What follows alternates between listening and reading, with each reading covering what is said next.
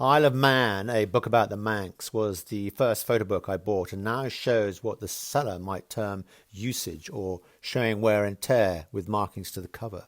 Over the years since its publication in 1980 by the Arts Council of Great Britain, I've leafed through its pages many, many times.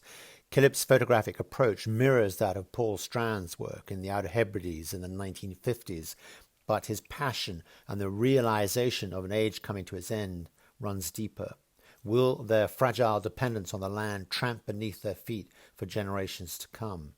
Killip's vision seems to suggest otherwise.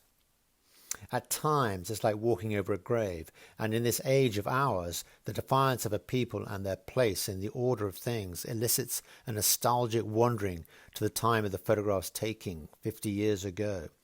Life has learnt to accept that the purpose of poetry lies in the shadows.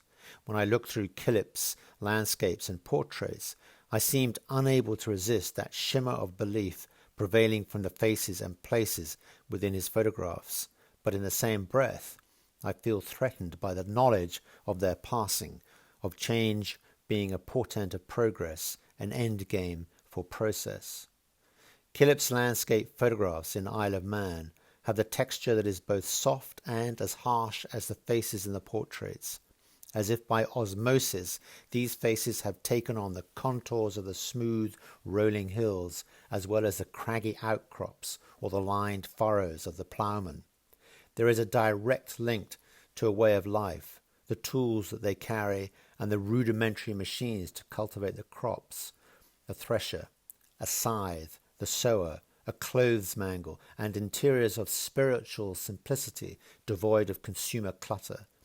There are smells and sounds in the images that future generations will never experience. The pull from a team of heavy horses, the clash of a blacksmith's anvil, the return of the fishing fleet.